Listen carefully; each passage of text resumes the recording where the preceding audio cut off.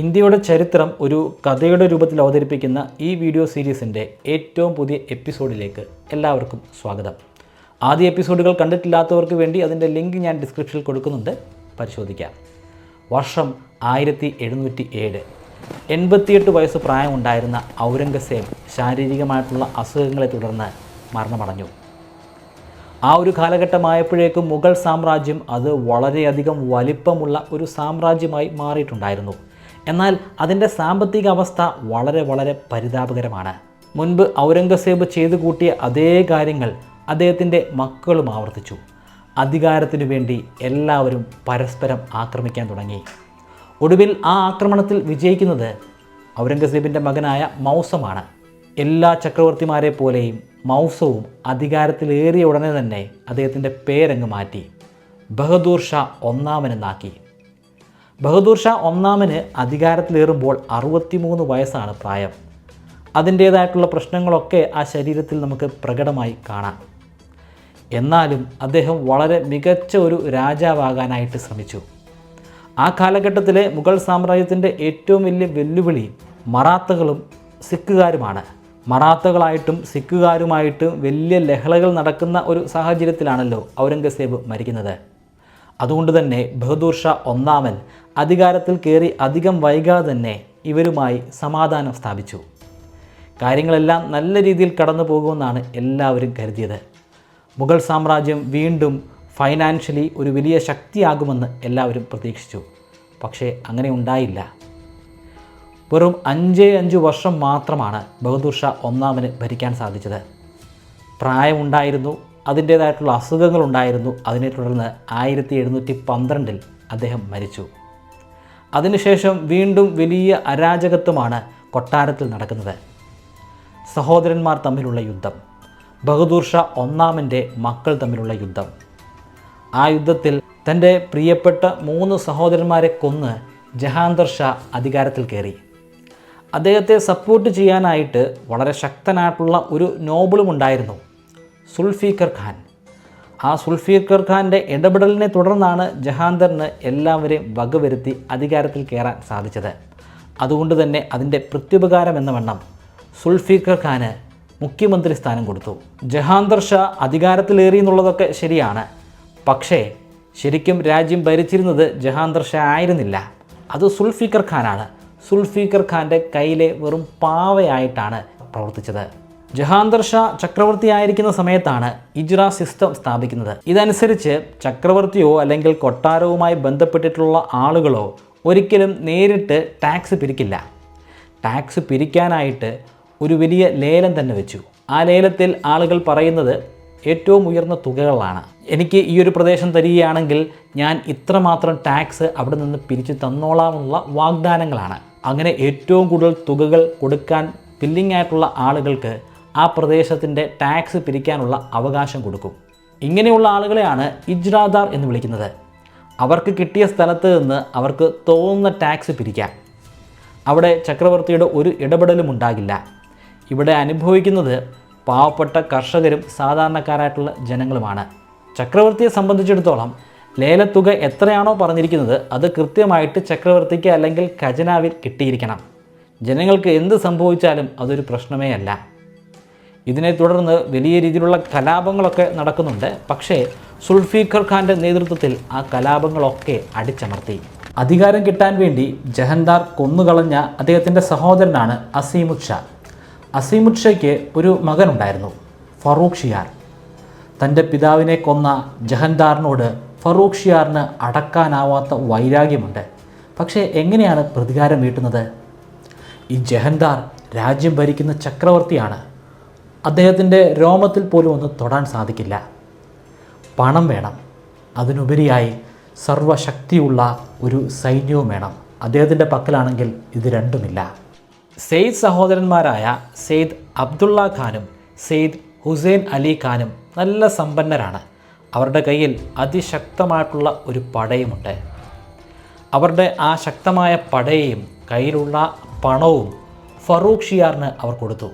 അതിൻ്റെ പിന്നിൽ ഒരു വലിയ ഗൂഢലക്ഷ്യമുണ്ട്, ഭാവിയിലെ കിങ് മേക്കേഴ്സായിട്ട് മാറുക. ഇനി അങ്ങോട്ട് കുറച്ചു കാലം നമുക്ക് കാണാൻ സാധിക്കുന്നത് സെയ്ദ് സഹോദരന്മാരുടെ കളിയാണ്. ഇത്രയധികം പണവും സൈന്യവും ഒക്കെ ആയപ്പോൾ ഫറൂഖ് ഷിയാറിന് ഒരു ആത്മവിശ്വാസമൊക്കെ ആയി. തൻ്റെ ശത്രുവായ ജഹാൻദാറിനെ കീഴടക്കി അടുത്ത ചക്രവർത്തിയായി മാറുക. അങ്ങനെയാണ് 1713 ജനുവരി മാസത്തിൽ ബാറ്റിൽ ഓഫ് ആഗ്ര ആരംഭിക്കുന്നത്. ആഗ്രയിൽ നിന്നും ഏകദേശം 14 കിലോമീറ്റർ കിഴക്കോട്ട് മാറിയിട്ടാണ് ഈ യുദ്ധം നടക്കുന്നത്. ജഹാൻദാറിൻ്റെ കയ്യിൽ വലിയൊരു സേനയാണുള്ളത്. ആ സേനയ്ക്ക് വളരെ അനായാസമായിട്ട് നമ്മുടെ ഫറൂഖ് ഷിയാറിൻ്റെ കയ്യിലുള്ള സേനയെ തോൽപ്പിക്കാൻ കഴിയുമെന്നൊക്കെ ആയിരിക്കും നമ്മൾ ചിന്തിക്കുക. ആര് നോക്കിയാലും അങ്ങനെ നടക്കുകയുള്ളൂ. പക്ഷേ അങ്ങനെ നടന്നില്ല. ശക്തമായിട്ടുള്ള ഒരു വലിയ സേന ഉണ്ടായിട്ട് കാര്യമില്ല. ആ സേനയെ നയിക്കാൻ പ്രാപ്തിയുള്ള ഒരു ലീഡർ വേണം. അങ്ങനൊരു ലീഡർ ജഹാൻദാറിൻ്റെ പക്കലുണ്ടായിരുന്നില്ല. അങ്ങനെ ആ യുദ്ധത്തിൽ ജഹാൻദാറിന് പരാജയപ്പെടേണ്ടി വന്നു. പ്രധാനപ്പെട്ട കാരണം ലീഡർഷിപ്പ് മാത്രമല്ല, അവിടെ ഉണ്ടായിരുന്ന പല സൈനികർക്കും കാര്യമായിട്ട് പണമൊന്നും കിട്ടിയിരുന്നില്ല. സാമ്പത്തികമായിട്ട് അത്ര മെച്ചമുണ്ടായിരുന്ന കാലഘട്ടമല്ലായിരുന്നല്ലോ. അതുകൊണ്ട് തന്നെ യുദ്ധത്തിൽ അവർ പരാജയപ്പെട്ടു. പക്ഷേ ജഹാൻദാർ പിടികൊടുത്തില്ല. അയാൾ ഓടി രക്ഷപ്പെട്ടു കളഞ്ഞു. അയാളുടെ വിശ്വസ്തനായിരുന്ന, അയാളെ ആ സ്ഥാനത്തേക്ക് എത്തിച്ച സുൽഫീഖർ ജഹാൻദാറിനെ ഒറ്റുകൊടുത്തു. സുൽഫീഖർ ഫറൂഖ് ഷിയാറോട് പറഞ്ഞു, അയാൾ ഇന്ന സ്ഥലത്തുണ്ട്, ഇപ്പോൾ പോയി കഴിഞ്ഞാൽ പിടിക്കാമെന്ന്. സുൽഫീഖറിന് ഒരുപാട് പദ്ധതികളുണ്ട്. കാരണം ജഹാൻദാറിൻ്റെ കയ്യിൽ നിന്നും അധികാരം പോയി. അടുത്ത ചക്രവർത്തി ഇനി ഫറൂഖ് ഷിയാർ ആയിരിക്കും. ഫറൂഖ് ഷിയാറിന് ജഹാൻദാറിനെ കാണിച്ചു കൊടുത്തു കഴിഞ്ഞാൽ എനിക്ക് വേണമെങ്കിൽ അടുത്ത പ്രധാനമന്ത്രിയോ അല്ലെങ്കിൽ മുഖ്യമന്ത്രിയോ ഒക്കെ ആയിട്ട് മാറാം. പക്ഷേ ഫറൂഖ് ഷിയാർ അങ്ങനെയൊന്നും ചെയ്തില്ല. ഫറൂഖ് ഷിയാർ ഒരേ സമയം സുൽഫീഖറിനെയും ജഹാൻദാറിനെയും ചങ്ങലക്കിട്ട് തൻ്റെ മുൻപിൽ നിർത്തി. രണ്ടുപേരെയും കൊന്നുകളയാനുള്ള ഉത്തരവ് കൊടുത്തു. 1713 ഫറൂഖ് ഷിയാർ അടുത്ത ചക്രവർത്തിയായി മാറി. പക്ഷേ രാജ്യത്തിൻ്റെ യഥാർത്ഥ അധികാരമുണ്ടായിരുന്നത് സെയ്ദ് സഹോദരന്മാരുടെ കയ്യിലായിരുന്നു. സെയ്ദ് അബ്ദുള്ള ഖാനാണ് രാജ്യത്തിൻ്റെ പ്രധാനമന്ത്രിയായി മാറിയത്, അല്ലെങ്കിൽ വാസിറായി മാറിയത്. വളരെ മികച്ച ഒരു അഡ്മിനിസ്ട്രേറ്റർ ആയിരുന്നു അബ്ദുള്ള ഖാൻ. സെയ്ദ് ഹുസൈൻ അലി ഖാൻ, അദ്ദേഹം രാജ്യത്തിലെ സകല സൈന്യത്തെ നിയന്ത്രിക്കുന്ന കമാൻഡർ ഇൻ ചീഫായി മാറി. രണ്ടു പേർക്കും വ്യത്യസ്തമായിട്ടുള്ള കഴിവുകളാണ്. ഒരാൾ അഡ്മിനിസ്ട്രേഷൻ പരമായിട്ടുള്ള കാര്യങ്ങളിൽ മികവുറ്റു നിൽക്കുമ്പോൾ രണ്ടാമത്തെ ആൾ സൈന്യത്തെ എങ്ങനെ നിയന്ത്രിക്കണമെന്ന് കൃത്യമായിട്ട് ധാരണയുള്ള വ്യക്തിയാണ്.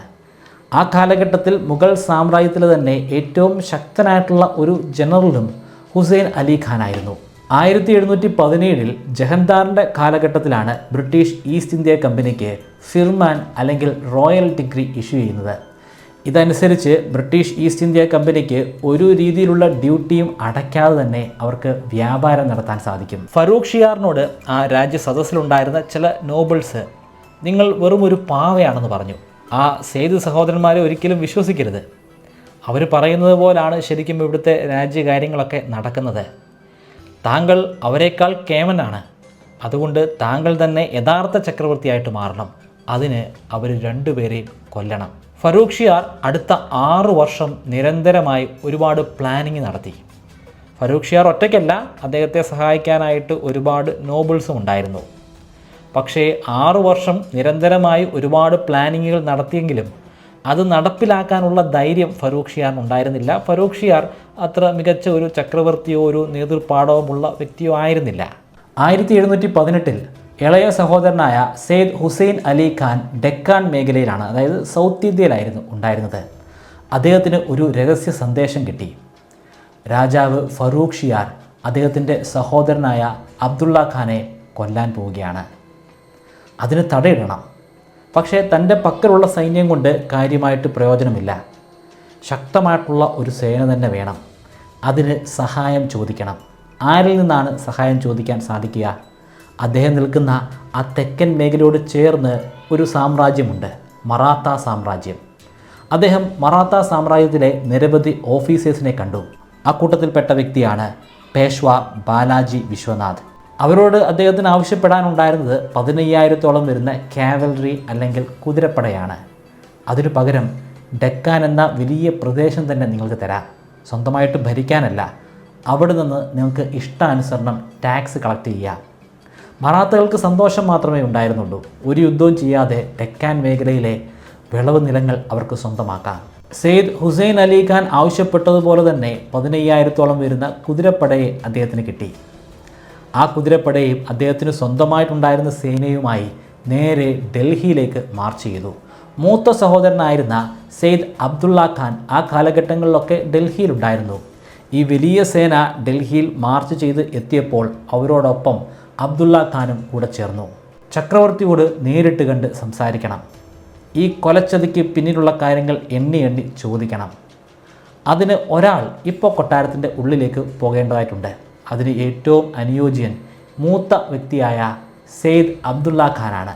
അദ്ദേഹമാണല്ലോ ഇത്തരത്തിലുള്ള കാര്യങ്ങൾ കേമൻ. അങ്ങനെ സെയ്ദ് അബ്ദുള്ള ഖാൻ നേരെ കൊട്ടാരത്തിൻ്റെ ഉള്ളിലേക്ക് ഇരച്ചു കയറി. അദ്ദേഹത്തെ തടയാൻ കെൽപ്പുള്ള ഒരു ബോഡി ഗാർഡ്സും അവിടെ ഉണ്ടായിരുന്നില്ല. അവർക്കെല്ലാം അബ്ദുള്ള ഖാനെ ഭയമായിരുന്നു. ആരും തടയാതെ അദ്ദേഹം നേരെ കൊട്ടാരത്തിലെ രാജാവിരിക്കുന്ന സിംഹാസനത്തിൻ്റെ അടുത്തുവരെ എത്തി. രാജാവിൻ്റെ പോലും അനുവാദമില്ലാതെ ചരിത്രത്തിൽ ഒരുപക്ഷെ ആദ്യമായിട്ടായിരിക്കാം മുഗൾ സാമ്രാജ്യത്തിൽ ഇങ്ങനെയൊരു വ്യക്തി കയറി ചെല്ലുന്നത്. അതിനുശേഷം അവിടെ ശക്തമായിട്ടുള്ള വാഗ്വാദങ്ങളാണ്. ഫറൂഖ് ഷിയാറും അബ്ദുള്ള ഖാനും തമ്മിലുള്ള വാഗ്വാദങ്ങൾ. അവിടെ ഉണ്ടായിരുന്ന സകല വ്യക്തികളും അമ്പരന്നു പോയി. ഇന്നേ വരെ മുഗൾ സാമ്രാജ്യത്തിൻ്റെ ചരിത്രത്തിൽ ഇങ്ങനെയൊരു സംഭവം നടന്നിട്ടില്ല. ചക്രവർത്തിയുടെ മുഖത്തേക്കൊന്ന് നോക്കാൻ പോലും ആളുകൾക്ക് ഭയമായിരുന്നു. എന്നാൽ ഇവിടെ അബ്ദുള്ള ഖാന് ഒരു രീതിയിലുള്ള ഭയവുമില്ലെന്ന് മാത്രമല്ല, അദ്ദേഹം വളരെ മോശമായിട്ടുള്ള പല വാക്കുകളും ചക്രവർത്തിക്ക് നേരെ തൊടുത്തു വിടുന്നുമുണ്ട്. തൊട്ടടുത്ത് ചക്രവർത്തിയെ സംരക്ഷിക്കാനായിട്ടുണ്ടായിരുന്ന ബോഡി ഗാർഡുകൾ ഇത് കണ്ടില്ലെന്ന് നടിച്ചു. ചില വാക്കുകളൊക്കെ കേട്ട് അവർ ചിരിക്കുന്നുമുണ്ട്. ഫറൂഖ് ഷിയാറിന് ഒരു കാര്യം മനസ്സിലായി, ഇവിടെ നിന്ന് കഴിഞ്ഞാൽ ഏത് നിമിഷവും ഈ ബോഡി ഗാർഡിൻ്റെ വാളിന് തന്നെ താൻ ഇരയാക്കപ്പെടും. അതുകൊണ്ട് അദ്ദേഹം ഒട്ടും സമയം കളയാതെ പെട്ടെന്ന് വാഗ്വാദങ്ങളൊക്കെ നിർത്തി പരിസര പ്രദേശത്തുണ്ടായിരുന്ന ഹാരമിലേക്ക് ഓടിച്ചെന്നു. ഹാരം സ്ത്രീകൾ മാത്രം താമസിക്കുന്ന ഒരു കോട്ടേഴ്സാണ്. കാലങ്ങളായി അവിടെ പുരുഷന്മാർ പ്രവേശിക്കാറില്ല. പക്ഷേ ചക്രവർത്തിക്ക് പ്രവേശിക്കാൻ പാടില്ലാത്ത ഒരു സ്ഥലവും ആ സാമ്രാജ്യത്തിൽ ഉണ്ടായിരിക്കില്ലല്ലോ. ആ ധൈര്യത്തിലാണ് ചക്രവർത്തി നേരെ ഹാരമിലേക്ക് കയറുന്നത്. പക്ഷേ അബ്ദുള്ള ഖാന് ഈ നിയമമൊന്നും ബാധകമല്ല. പക്ഷേ അദ്ദേഹം നേരിട്ട് കയറി ചെല്ലുന്നില്ല. കാരണം അദ്ദേഹം ഒരു ഇന്ത്യൻ മുസ്ലിമാണ്. ഇന്ത്യൻ മുസ്ലിമിനെ ആ കാലഘട്ടത്തിലൊക്കെ അല്പം താഴ്ന്ന വ്യക്തികളായിട്ടാണ് കണ്ടിരുന്നത്. താൻ നേരിട്ട് ചെന്ന് ഹാരം മോശമാക്കാനായിട്ട് അബ്ദുള്ള ഖാൻ മുതിർന്നില്ല. പകരം കുറേ കൂടി പ്രൗഢിയുള്ള അഫ്ഗാൻ ഗ്രൂപ്പിൽപ്പെട്ടിട്ടുള്ള ആളുകളെ അങ്ങോട്ട് അയച്ചു. അഫ്ഗാൻ ഗ്രൂപ്പിൽപ്പെട്ടിട്ടുള്ള ആളുകൾ ആ ഒരു ഹാരത്തിൻ്റെ ഉള്ളിലേക്ക് കയറുമ്പോൾ അവിടെ ചക്രവർത്തി ഭയന്ന് സ്ത്രീകൾക്കിടയിൽ നിൽക്കുകയാണ്. ആ സ്ത്രീകളുടെ കൂട്ടത്തിൽ അദ്ദേഹത്തിൻ്റെ അമ്മയുമുണ്ട്. അവിടെ ഉണ്ടായിരുന്ന സ്ത്രീകൾ സൈനികരെ കണ്ടപ്പോൾ ശരിക്കും അലറി വിളിച്ച സ്ത്രീകളെയൊക്കെ ഒരു വശത്തേക്ക് തള്ളി മാറ്റിയിട്ട് അവരുടെ പുറകിലായി ഒളിച്ചിരുന്ന ചക്രവർത്തിയുടെ മുടിയിൽ ഇവർ കയറി പിടിച്ചു. അതിനുശേഷം മുടിയിൽ പിടിച്ചു വലിച്ചിഴച്ചുകൊണ്ടാണ് ഹാരത്തിൻ്റെ വെളിയിലേക്ക് കൊണ്ടുപോകുന്നത്. വെളിയിൽ കൊണ്ടുപോയി മുമ്പിലുണ്ടായിരുന്ന അബ്ദുള്ള ഖാൻ്റെ നേർക്ക് ചക്രവർത്തിയെ വലിച്ചെറിഞ്ഞു. പിന്നീട് ശിക്ഷാ നടപടിയാണ്. അദ്ദേഹത്തിൻ്റെ 2 കണ്ണുകളും കുത്തിപ്പൊട്ടിച്ചു. അതുമായി ബന്ധപ്പെട്ട് 2 തിയറികൾ നിലവിലുണ്ട്. ഒരു തിയറി അനുസരിച്ച് നല്ല മൂർച്ചയുള്ള സൂചി ഉപയോഗിച്ച് അദ്ദേഹത്തിൻ്റെ കണ്ണുകളിൽ കുത്തിക്കയറ്റുകയായിരുന്നു. രണ്ടാമത്തെ തിയറി അനുസരിച്ച് ഒരു ഇരുമ്പ് കമ്പി പഴുപ്പിച്ച് അദ്ദേഹത്തിൻ്റെ കണ്ണിൽ കുത്തുകയായിരുന്നു. എന്തായാലും അദ്ദേഹം അന്ധനായി. എന്തിനാണ് ഫറൂഖ് ഷിയാറിനെ അന്ധനാക്കിയത്? കാഴ്ചയുള്ള ഒരു വ്യക്തിക്ക് മാത്രമേ മുഗൾ സാമ്രാജ്യത്തെ ഭരിക്കാൻ സാധിക്കത്തുള്ളൂ. അങ്ങനൊരു നിയമം മുഗൾ സാമ്രാജ്യത്തിലുണ്ട്. അതുകൊണ്ട് തന്നെ കാഴ്ച നഷ്ടപ്പെട്ടപ്പോൾ അദ്ദേഹത്തിന് അധികാരവും നഷ്ടപ്പെട്ടു. ഒരു ചക്രവർത്തിയെ ചക്രവർത്തി അല്ലാതെ ആക്കാൻ ആ വ്യക്തിയെ കൊല്ലേണ്ട ആവശ്യമൊന്നുമില്ല, അയാളുടെ കണ്ണ് കുത്തി പൊട്ടിച്ചാൽ മതി. അതുകൊണ്ടാണ് മുഗൾ സാമ്രാജ്യത്തിൻ്റെ പഴയ ചരിത്രങ്ങളിലൊക്കെ ഒരുപാട് അന്ധന്മാരെ നമുക്ക് കാണാൻ സാധിക്കുന്നത്. അവരെ രാജ്യത്തിൻ്റെ അധികാരത്തിൽ നിന്ന് ഒഴിവാക്കാൻ ബോധപൂർവം അവരുടെ കാഴ്ചശക്തി ഇല്ലാതെയാക്കും. അതിനുശേഷം ഫറൂഖ് ഷിയാറിനെ കൊല്ലുന്നില്ല, അദ്ദേഹത്തെ തടവിൽ പാർപ്പിച്ചു. തടവിൽ അദ്ദേഹം ഒരുപാട് കാലമൊന്നും കഴിഞ്ഞില്ല. കാരണം അതിൻ്റെ ഇടയിൽ അദ്ദേഹം ഒരു അബദ്ധം ചെയ്തു. അദ്ദേഹത്തിന് എങ്ങനെയെങ്കിലും ഈ തടവറയിൽ നിന്ന് രക്ഷപ്പെടണം. അദ്ദേഹത്തിന് വേണ്ടപ്പെട്ട ഒരു വ്യക്തിയെ അധികാരത്തിൽ കൊണ്ടുവരണം. അതിനുവേണ്ടി അവിടെ ഉണ്ടായിരുന്ന ചില നോബിൾസിനെ വശീകരിക്കാനാണ് അദ്ദേഹം പ്ലാൻ ചെയ്തത്. എന്നാൽ നോബിൾസ് ഒന്നും ഒരിക്കലും തടവറയുടെ പരിസരത്തേക്ക് പോലും പോകില്ല. അവിടെ ഉണ്ടായിരിക്കുക ജയിലർമാർ മാത്രമാണ്. ഒരു ജയിലറിന് കൈക്കൂലി കൊടുക്കാനായിട്ട് അദ്ദേഹം മുതിർന്നു. അദ്ദേഹത്തിൻ്റെ കയ്യിൽ പണമൊന്നുമില്ല. പക്ഷേ ചില നോബിൾസിനെ ഇവിടെ കൊണ്ടുവരികയാണെങ്കിൽ നിങ്ങൾക്ക് വേണ്ട പാരിതോഷികം ആ നോബിൾസിനെ കൊണ്ട് തന്നെ തെളിയിക്കുന്നതാണ്. ജയിലർ നേരെ പോകുന്നത് നോബിൾസിൻ്റെ അടുത്തോട്ടൊന്നുമല്ല, പകരം നേരെ അബ്ദുള്ള ഖാൻ്റെ അടുത്തേക്കാണ്. അബ്ദുള്ള ഖാനോട് കാര്യം പറഞ്ഞു. അബ്ദുള്ള ഖാന് മറ്റൊരു കാര്യവും ചിന്തിക്കാനുണ്ടായിരുന്നില്ല. അടുത്ത ദിവസം തന്നെ വിഷം കൊടുത്ത് കൊല്ലാനുള്ള ഉത്തരവ് കൊടുത്തു. അന്ന് വിഷം കഴിച്ചിരുന്നു, പക്ഷേ ആ വിഷത്തിൽ നിന്നും അത്ഭുതകരമായിട്ട് ഫറൂഖ് ഷിയാർ രക്ഷപ്പെട്ടു. പിന്നെ അദ്ദേഹത്തിനെ കഴുത്ത് ഞെരിച്ച് ശ്വാസം മുട്ടിച്ച് കൊല്ലാൻ വേണ്ടിയാണ് ശ്രമിച്ചത്. അതിനുവേണ്ടിയും 1-2 സൈനികരെ ഉപയോഗിച്ചു. പക്ഷേ അതിൽ നിന്നൊക്കെ ഫറൂഖ് ഷിയാർ രക്ഷപ്പെട്ടു. അതിനുശേഷം കഠാരകളുമായി അനേകം സൈനികരെ ആ ജയിലറയിലേക്ക് പറഞ്ഞു വിട്ടു. വർഷം 1719 ഏപ്രിൽ മാസം 19-ാം തീയതി. അനേകം കുത്തുകൾ ഏറ്റുവാങ്ങി പെടഞ്ഞാണ് ഫറൂഖ് ഷിയാർ വിട പറഞ്ഞത്. സെയ്ദ് സഹോദരന്മാർക്ക് ഇനി ഒരു കളിപ്പാവയെ കൂടെ വേണം. അവരുടെ താളത്തിനൊത്ത് തുള്ളുന്ന ഒരു അടിമ ചക്രവർത്തിയെ വേണം. പക്ഷേ അത് മുഗൾ സാമ്രാജ്യത്തിൽ നിന്ന് തന്നെ ഉള്ള ഒരു ചക്രവർത്തി ആയിരിക്കണം. മുഗൾ രക്തമൊഴുകുന്ന ഒരു വ്യക്തി ആയിരിക്കണം. അല്ലെങ്കിൽ ഒരിക്കലും ഈ നോബിൾസും ഇവിടുത്തെ സൈനികരും സാധാരണ ജനങ്ങളുമൊന്നും അത് അംഗീകരിക്കില്ല. അങ്ങനെ ഒരാളെ എടുത്തു കഴിഞ്ഞാൽ അവർ ഇവരെ കൊല്ലാൻ പ്ലാൻ ചെയ്യാനൊരു സാധ്യതയുണ്ട്. അധികാരം കിട്ടിക്കഴിഞ്ഞാൽ ചിലപ്പോൾ സെയ്ദ് സഹോദരന്മാരെ അവർ തുറങ്കലിലടയ്ക്കും, അല്ലെങ്കിൽ കൊല്ലും. അടിമയായിട്ടുള്ള ഒരു ചക്രവർത്തിയെ എങ്ങനെയാണ് കണ്ടുപിടിക്കാൻ സാധിക്കുക? ഒടുവിൽ അവർക്കൊരു പോംവഴി വീണ് കിട്ടി. റോയൽ പ്രിസണിൽ നിന്നും ഒരാളെ എടുക്കാം. രാജ്യത്തിന് ഭീഷണിയാകുന്ന, അല്ലെങ്കിൽ ചക്രവർത്തിക്ക് ഭീഷണിയാകുന്ന ആളുകളെ പ്രത്യേകമായിട്ട് ഒരു തുറങ്കലിൽ അടച്ചിട്ടുണ്ട്. രാജരക്തമൊഴുകുന്ന മുൻപുണ്ടായിരുന്ന ചക്രവർത്തിമാരുടെ പിൻതലമുറക്കാരെയാണ് അത്തരത്തിൽ ജയിലിൽ പൂട്ടിയിട്ടിരിക്കുന്നത്. ആ കൂട്ടത്തിൽ പ്രായം വളരെ കുറവുള്ള ഒരു ചെറുപ്പക്കാരനായിട്ടുള്ള പ്രിൻസ് ഉണ്ട്. 19 വയസ്സ് മാത്രമുണ്ടായിരുന്ന രാജകുമാരൻ റാഫി ഉദ് ദറാജ്. അദ്ദേഹം ബഹദൂർ ഷാ ഒന്നാമൻ്റെ കൊച്ചുമകനാണ്. അങ്ങനെ ആ രോഗശയ്യയിൽ കിടന്നിരുന്ന പ്രിസണറിനെ 1719 ഫെബ്രുവരി മാസം 28-ാം തീയതി അടുത്ത ചക്രവർത്തിയാക്കി മാറ്റി. അദ്ദേഹത്തിന് ആരോഗ്യപരമായിട്ടുള്ള ഒരുപാട് പ്രശ്നങ്ങളുണ്ട്. ട്യൂബർകുലോസിസ് ആണ് അസുഖം. എല്ലായ്പ്പോഴും ചുമച്ചുകൊണ്ടിരിക്കുകയാണ്. ചിലപ്പോഴൊക്കെ ചുമയ്ക്കുമ്പോൾ രക്തവും വരുന്നുണ്ട്. വളരെ ഇൻ്റലിജൻ്റ് ആയിട്ടുള്ള ഒരു വ്യക്തി കൂടിയാണ് റാഫി ഉദ് ദറാജ്. അതുകൊണ്ട് സെയ്ദ് സഹോദരന്മാർ പ്രത്യേകമായിട്ട് ദുറാജിനെ വീക്ഷിക്കുന്നുണ്ട്. അയാളോടൊപ്പം എല്ലായ്പ്പോഴും ബോഡി ഗാർഡ്സ് ഉണ്ടാകും. ബോഡി ഗാർഡ്സ് ശരിക്കും ആ ചക്രവർത്തിയെ സംരക്ഷിക്കാൻ വേണ്ടിയുള്ളതല്ല. ചക്രവർത്തി സെയ്ദ് സഹോദരന്മാർക്കെതിരെ എന്തെങ്കിലും ചെയ്യുന്നുണ്ടോ എന്ന് അറിയാൻ വേണ്ടിയിട്ടാണ്. ദറാജിന് കൊട്ടാരത്തിന് വെളിയിലേക്കൊന്നും പോകാൻ പോലും സാധിക്കുന്നില്ല. കൊട്ടാരത്തിൻ്റെ ഉള്ളിൽ തന്നെയുള്ള നോബിൾസായിട്ടും മിനിസ്റ്റേഴ്സായിട്ടും മറ്റ് സൈനിക ജനറൽസായിട്ടും സംസാരിക്കാനും കഴിയുന്നില്ല. അതിനുള്ള അവസരം സെയ്ദ് സഹോദരന്മാർ ഒരുക്കി കൊടുക്കുന്നില്ല. തൊട്ട് മുമ്പുണ്ടായിരുന്ന ചക്രവർത്തിക്ക് അങ്ങനെയുള്ള സൗകര്യം കൊടുത്തപ്പോഴാണ് നോബിൾസുമായിട്ട് ചേർന്ന് അട്ടിമറിക്കാൻ ശ്രമിച്ചത്. ചില ഡോക്യുമെൻറ്റുകളൊക്കെ റാഫി ഉദ് ദറാജിൻ്റെ നേർക്ക് നീട്ടും. അത് വായിച്ചു നോക്കാതെ അപ്പോൾ തന്നെ ഒപ്പിട്ട് സീലും വെച്ച് കൊടുക്കണം. ഒരു അടിമയെപ്പോലെ തന്നെയാണ് പ്രവർത്തിക്കുന്നത്. എന്നാൽ വലിയ രീതിയിലുള്ള പ്രഷറും അദ്ദേഹത്തിൻ്റെ ചുമരിലുണ്ട്. ഇതേ കാലഘട്ടത്തിൽ മുഗൾ ഗാരിസണിൽ വളരെ വിചിത്രമായിട്ടുള്ളൊരു സംഭവം നടന്നു. നിക്കുഷിയാറിനെ ഉയർത്തി കാണിച്ചുകൊണ്ട് ഒരു കൂട്ടം സൈനികരും സൈനിക ജനറൽമാരും അടുത്ത ചക്രവർത്തി ഇദ്ദേഹമാണെന്ന് വാദിച്ചു. നിക്കുഷിയാറിൻ്റെ ശിരയിലൂടെ ഒഴുകുന്നതും മുഗൾ രക്തമാണ്. അദ്ദേഹം സാക്ഷാൽ ഔറംഗസേബിൻ്റെ കൊച്ചുമകനാണ്. ഈ സമയം മാത്രം മുഗൾ സാമ്രാജ്യത്തിൽ ഒരേ സമയം 2 ചക്രവർത്തിമാരുണ്ടായി. പക്ഷേ അത് വളരെ വളരെ ചെറിയ സമയത്തേക്ക് മാത്രമായിരുന്നു. സെയ്ദ് സഹോദരന്മാർ ഇത് അറിഞ്ഞ പാടെ അവരുടെ കയ്യിലുണ്ടായിരുന്ന ശക്തമായ സേനയുമായി നേരെ അങ്ങോട്ട് കുതിച്ചു. നിക്കുഷിയാറിനെ പിടിച്ച് തുറങ്കലിലടച്ചു.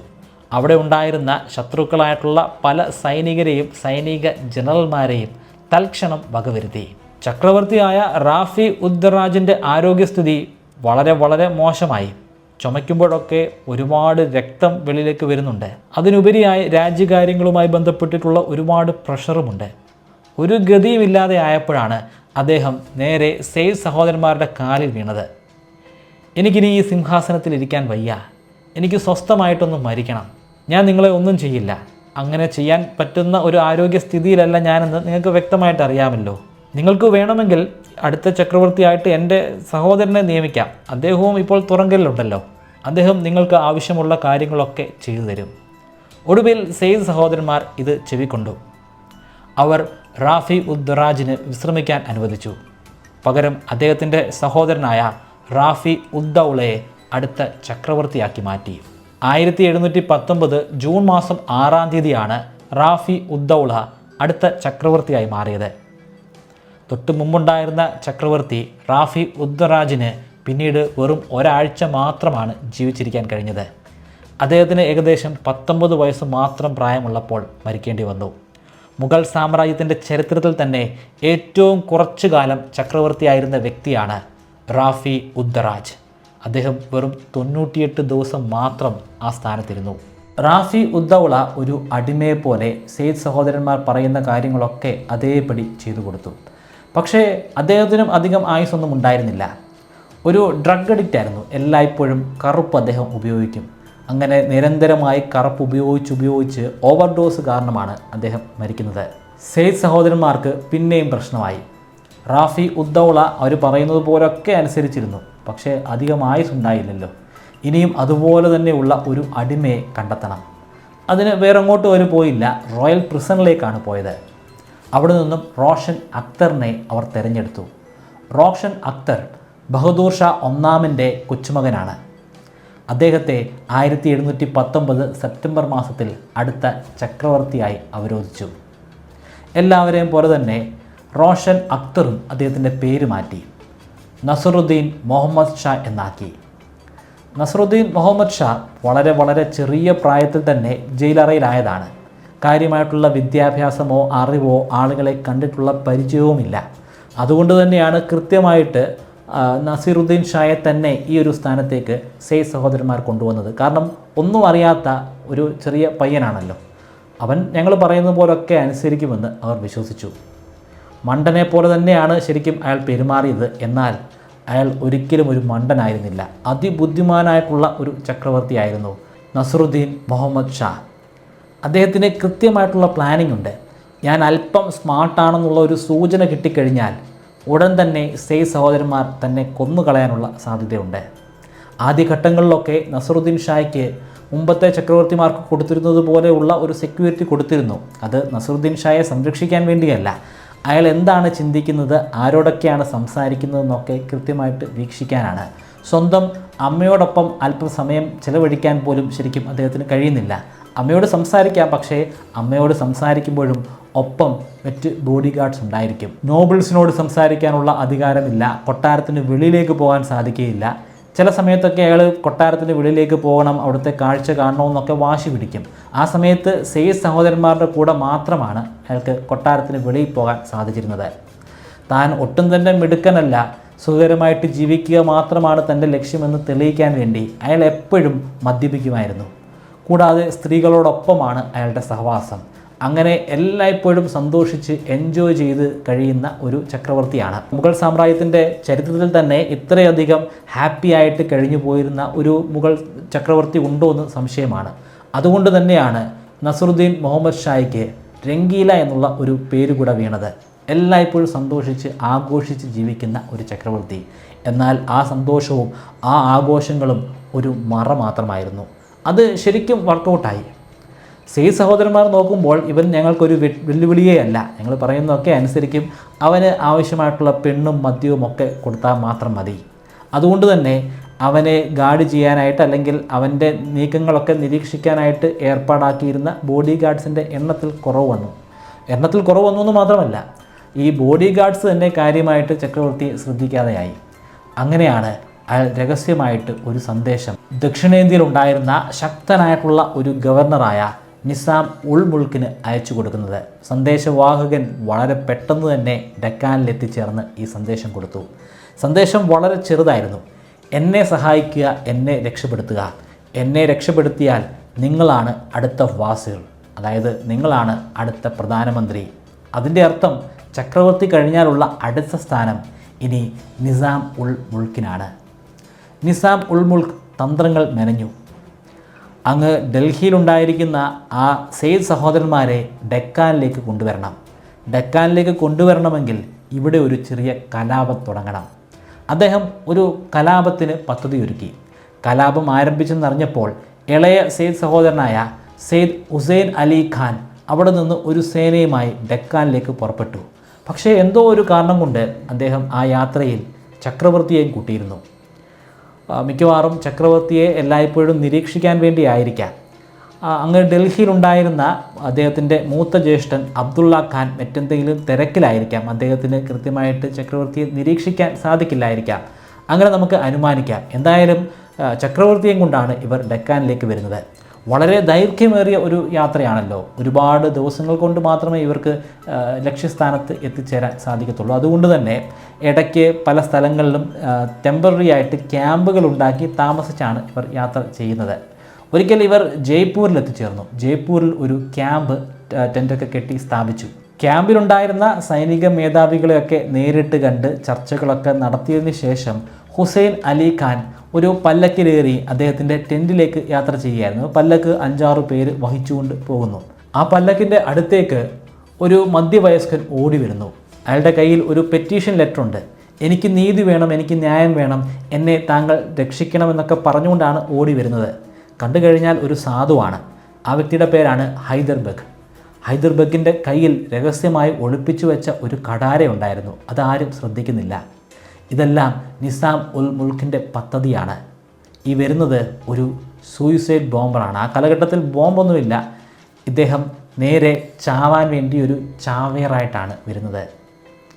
ഒരു സാധു വ്യക്തി നീതി ആവശ്യപ്പെട്ടുകൊണ്ട്, ന്യായം ആവശ്യപ്പെട്ടുകൊണ്ട് ഓടി വരുന്നത് കണ്ടപ്പോൾ ഹുസൈൻ അലി ആ പല്ലക്ക് വഹിച്ചുകൊണ്ടിരുന്ന ആളുകളോട് നിൽക്കാൻ പറഞ്ഞു. അതിനുശേഷം പല്ലക്കിൽ നിന്ന് അദ്ദേഹം നിലത്തേക്ക് ഇറങ്ങി. ഹൈദർ ബഗ് അദ്ദേഹത്തിൻ്റെ വളരെ അരികിലെത്തി. പെറ്റീഷൻ നീട്ടുന്നതിനിടയിൽ കയ്യിൽ ഒളിപ്പിച്ചു വെച്ചിരുന്ന കടാര എടുത്തു. കടാര കൊണ്ട് ആഞ്ഞ് ആവർത്തിച്ച് കുത്തി. ഇങ്ങനെ കുത്തുമ്പോൾ ഹൈദർ ബഗിന് കൃത്യമായിട്ടറിയാം അടുത്തുണ്ടായിരുന്ന ബോഡി ഗാർഡുകൾ തന്നെ കൊല്ലുമെന്ന്. ഇതൊക്കെ അറിഞ്ഞിട്ട് തന്നെയാണ് അങ്ങനെ ചെയ്യുന്നത്. അതിൻ്റെ പിന്നിലുള്ള റീസൺ ഞാൻ എത്ര അന്വേഷിച്ചിട്ടും കിട്ടിയില്ല. മിക്കവാറും അദ്ദേഹത്തിൻ്റെ കുടുംബത്തിന് എന്തെങ്കിലുമൊക്കെ അവകാശങ്ങൾ കൊടുക്കാമെന്ന് പറഞ്ഞിട്ടുണ്ടായിരിക്കാം. അതുമല്ലെങ്കിൽ അദ്ദേഹത്തിന് ചക്രവർത്തിയോട് അത്രമേൽ ആരാധന ഉണ്ടായിരിക്കാം. അതുമല്ലെങ്കിൽ നിസാം ഉൽ മുൽക്കിൻ്റെ ഒരു അടിമയെപ്പോലെയുള്ള, അദ്ദേഹം പറയുന്നത് അതേപടി അനുസരിക്കുന്ന ഒരു വ്യക്തിയായിരിക്കാം. എന്തായാലും ഹൈദർ ബഗ് ഹുസൈൻ അലി ഖാനെ കൊന്നു. തൊട്ടു പിന്നാലെ അവിടെ ഉണ്ടായിരുന്ന ബോഡി ഗാർഡ്സ് 5-6 വെട്ടുകളിലൂടെ ഹൈദർ ബഗിനെയും കൊന്നു. സൈനികർ ശരിക്കും ഭയന്നുപോയി. അവരുടെ നേതാവ് കൊല്ലപ്പെട്ടല്ലോ. ഇനി എന്താണ് ചെയ്യേണ്ടതെന്ന് അവർക്ക് ഒരു ധാരണയുമില്ല. നേതാവില്ലാതെ എങ്ങനെയാണ് ഒരു സൈന്യത്തിന് മുന്നോട്ട് പോകാൻ സാധിക്കുന്നത്? സൈന്യമെല്ലാം ഉപേക്ഷിച്ച് എല്ലാവരും അവരുടെ വീടുകളിലേക്ക് പിരിഞ്ഞു പോകണോ? പഴയ ദാരിദ്ര്യം വീണ്ടും അനുഭവിക്കണോ? അങ്ങനെ ഉത്തരമില്ലാത്ത അനേകം ചോദ്യങ്ങളുമായി പകച്ചു നിൽക്കുന്ന സമയത്ത് ഒരു വ്യക്തി മുന്നോട്ട് കടന്നു വന്നു. മുഹമ്മദ് ഷായാണത്. മുഹമ്മദ് ഷാ ഇത്രയും കോൺഫിഡൻസോടുകൂടി നിൽക്കുന്നത് അന്നേ വരെ ആരും കണ്ടിട്ടുണ്ടായിരുന്നില്ല. അദ്ദേഹത്തിൻ്റെ നോട്ടം ഒരു നേതാവിൻ്റെ നോട്ടത്തിന് തുല്യമായിരുന്നു. അദ്ദേഹം പെട്ടെന്ന് തന്നെ സൈനികരുടെ നിയന്ത്രണം ഏറ്റെടുത്തു. അദ്ദേഹം ഇരുന്നത് ഒരു വലിയ ആനയുടെ പുറത്താണ്. ആ ആനയുടെ പുറത്തിരുന്നു കൊണ്ട് ഒരു ഗംഭീര പ്രസംഗമങ്ങ് കാഴ്ചവിട്ടു.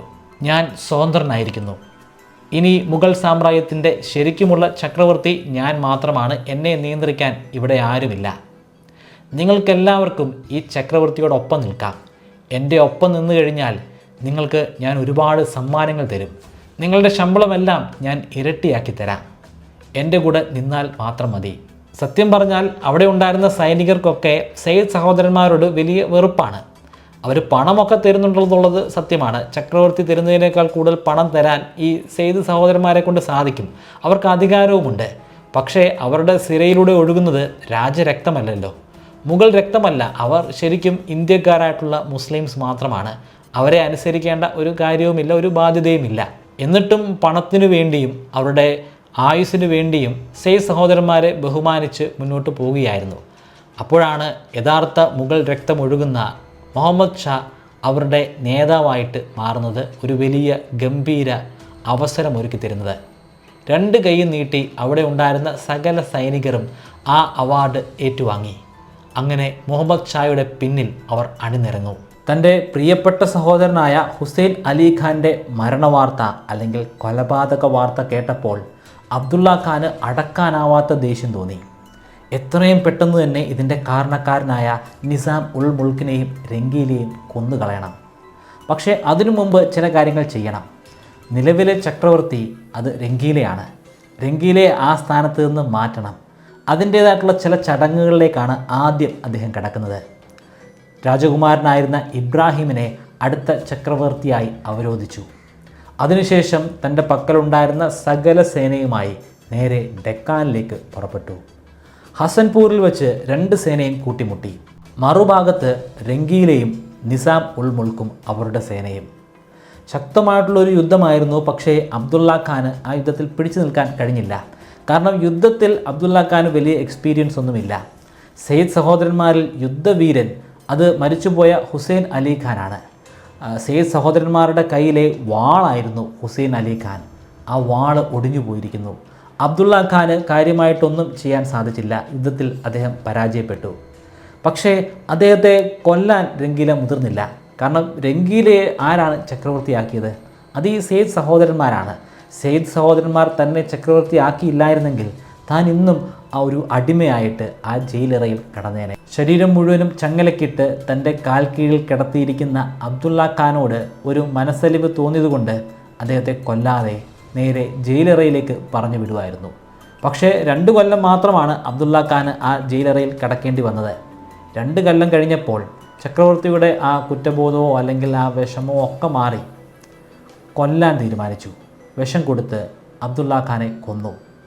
അങ്ങനെ കൊന്നില്ലെങ്കിൽ ഒരുപക്ഷെ അബ്ദുള്ള ഖാൻ തന്നെ അട്ടിമറിക്കുമെന്ന് രംഗീല ചിന്തിച്ചിട്ടുണ്ടായിരിക്കാം. രംഗീല 30 വർഷക്കാലമാണ് ഡൽഹി അടക്കി ഭരിച്ചത്. അദ്ദേഹം ശക്തനായിട്ടുള്ള ഒരു ഭരണാധികാരിയാണെന്നൊന്നും പറയാൻ സാധിക്കില്ല. വളരെ ഇൻ്റലിജൻ്റ് ആണ്. അദ്ദേഹത്തിന് രാജ്യകാര്യങ്ങളോട് വലിയ താല്പര്യമൊന്നുമില്ല. ജനങ്ങൾ എങ്ങനെ വേണേലും കഴിഞ്ഞോട്ടെ, ഇവിടെ എന്തും സംഭവിച്ചോട്ടെ, ലഹള നടക്കുന്നെങ്കിൽ ലഹള നടന്നോട്ടെ, എനിക്ക് സുഖകരമായിട്ട് ഇവിടെ കഴിഞ്ഞു പോകണം, എനിക്ക് ആവശ്യത്തിനുള്ള മദ്യം വേണം, പെണ്ണ് വേണം, എല്ലാ സുഖസൗകര്യങ്ങളും എനിക്ക് വേണം. പിന്നീടുള്ള കാലഘട്ടങ്ങൾ അദ്ദേഹം ശരിക്കും ജീവിതം ആസ്വദിക്കുകയായിരുന്നു. എന്നാൽ ഈ കാലഘട്ടം തന്നെയാണ് മുഗൾ സാമ്രാജ്യത്തെ തന്നെ നശിപ്പിക്കുന്ന ചില സംഭവ വികാസങ്ങൾ നടക്കുന്നത്. മുഗൾ സാമ്രാജ്യത്തിലെ അമൂല്യമായിട്ടുള്ള ചില വസ്തുക്കൾ ചില ആളുകൾ കയ്യേറുന്നത്. പിന്നീട് അങ്ങോട്ട് മുഗൾ സാമ്രാജ്യത്തിൻ്റെ തകർച്ച നമുക്ക് കാണാൻ കഴിയും. മുഗൾ സാമ്രാജ്യം എങ്ങനെയാണ് തകർന്നത്? ബ്രിട്ടീഷുകാർ ബുദ്ധിപൂർവം എങ്ങനെയാണ് ഓരോ കരുക്കളും നീക്കി അധികാരം പിടിച്ചെടുത്തത്? കാത്തിരിക്കാം അടുത്ത എപ്പിസോഡിനായി. നിങ്ങൾക്ക് ഞാനൊരു 25 മെമ്മറി ട്രിക്കുകൾ പറഞ്ഞു തരാം. ഈ മെമ്മറി ട്രിക്കുകൾ ഉപയോഗിച്ച് എത്ര കടുകട്ടിയായിട്ടുള്ള വിഷയങ്ങളും വളരെ ഈസി ആയിട്ട് പഠിക്കാനും അത് ദീർഘനാളത്തേക്ക് നിങ്ങളുടെ ഓർമ്മശക്തിയിൽ സൂക്ഷിക്കാനും സാധിക്കുന്നതാണ്. ഈ 25 മെമ്മറി ട്രിക്കുകൾ ഒരു കോഴ്സിൻ്റെ രൂപത്തിൽ ബ്രൈറ്റ് കെയർലൈറ്റിൻ്റെ വെബ്സൈറ്റിലും അതുപോലെ ആൻഡ്രോയിഡ് ആപ്ലിക്കേഷനിലും ഇപ്പോൾ ലഭ്യമാണ്. 3000 രൂപയാണ് ഈ കോഴ്സിൻ്റെ ഫീ. എന്നാൽ നിങ്ങൾ ഇപ്പോൾ രജിസ്റ്റർ ചെയ്യുകയാണെങ്കിൽ 20% ഡിസ്കൗണ്ട് ലഭിക്കുന്നതാണ്. അതിനുവേണ്ടി സ്ക്രീനിൽ കാണുന്നത് പോലെ മെമ്മറി 20 എന്ന പ്രോമോ കോഡ് ഉപയോഗിക്കുക. ഡിസ്ക്രിപ്ഷനിലും ഫസ്റ്റ് കമൻറ്റിലും ഞാൻ ലിങ്ക് കൊടുക്കുന്നുണ്ട്. താല്പര്യമുള്ളവർ ഇപ്പോൾ തന്നെ രജിസ്റ്റർ ചെയ്യുക.